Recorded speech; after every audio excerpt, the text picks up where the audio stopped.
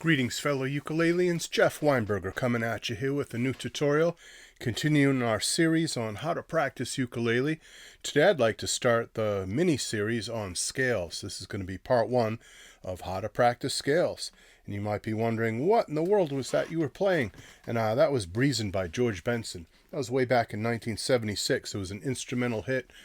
Pretty rare these days for instrumental songs to become hits, but that charted. It was a pretty big tune back then, and beautiful, kind of like mellow jazz or smooth jazz, I guess you'd call it. But he's an incredible guitar player, George Benson, and I actually got to meet him, but I'll tell you that story later. Maybe I'll leave something down below in the description and I'll talk all about that story. So anyway, I'm using that song because its melody is really explicitly built from a scale.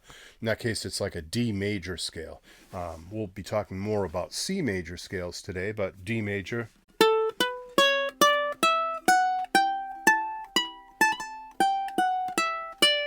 is a great scale, the major scale. So how do you practice scales? That's what we're here for today.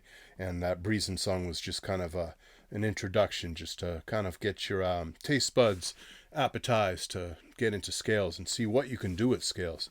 So one of the things scales do, are they train our ears. You can really hear music better when you practice scales and you listen to the tones, one after another. That was a major scale, or maybe a minor scale, or any of the various scales out there. There's hundreds and hundreds of different types of scales from all different cultures, and we'll hit upon some of those. I'm not going to try to make this very comprehensive like that. We're not trying to take a tour all the way around the world and see every scale that exists, but we will talk about some pretty cool scales along the way. But more importantly, how do you practice them? How do you put them to use? And why would you want to practice them? So improving your ear and hearing music better, it helps you pick out melodies too.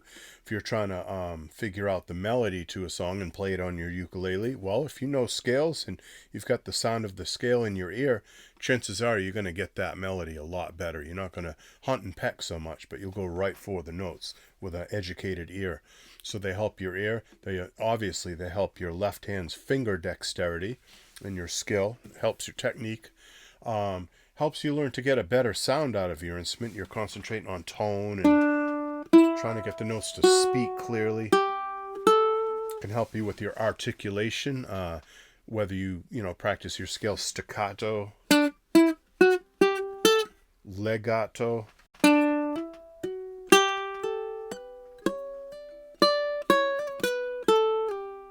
you get that kind of smooth sound and get the notes to blend together, etc. So it's good for many things like that. Another benefit is it teaches you the fretboard better. You know the notes on the instrument a whole lot better when you know your scales. It's good for improvising. If you're an improvising musician, scales are part of your vocabulary. Knowing, that a song is in the key of C, and if you use the C major scale to improvise, it's going to sound good. They're all good notes. And also, if you want to sound more like a guitar player, if you want to do rock things and blues things, and those pentatonic and blues scales really help you with that. Last but not least, benefit of practicing scales is that you develop synchronicity between the two hands. You get your right and your left hands really synchronized together. So it, of course, helps you with that. And each individual hand, your fretting hand and your picking hand. And this is applicable for all of you, whether you use your thumb to play notes, whether you use your fingers to play notes, a combination of the thumb and a finger, using a pick, all of that. It's good for any right hand technique whatsoever. All right. Best way to start this is to introduce the C major scale to you. And most of you probably already know this, but let's make sure. You've got the open C string. You got D on the second fret of the C string. You have your open E string. You have F on the first fret of the E string. You have G on the third fret of the E string. You have your open A string. You got B on the second fret of your A string. And you have C on the third fret of your A string. So that goes C to C. Sounds like do, re, mi. Do, re, mi, fa, sol, la, ti, do. Or do, a deer, a female deer. That's an obvious song that comes from the major scale. It even teaches the major scale if you listen to that song from The Sound of Music. So, C major.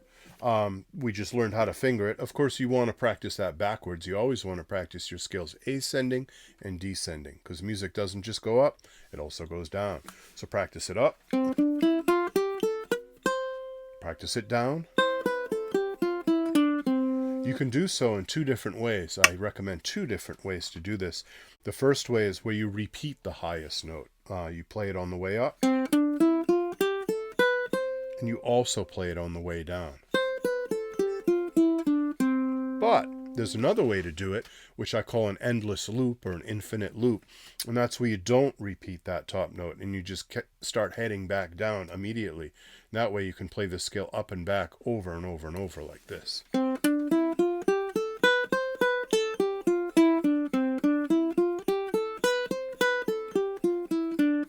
No one note gets repeated. You just keep moving. So that's like an infinite loop, and that's a really good way to practice scales. Now I was doing it at a medium tempo there. You don't have to start there. You can start very slow. In fact, it's probably better if you start slow. Take your time. Do it real relaxed. Then when you get comfortable, yeah, sure, speed it up a little.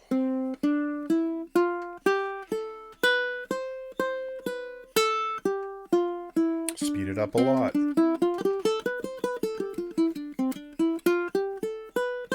Whatever you're comfortable with.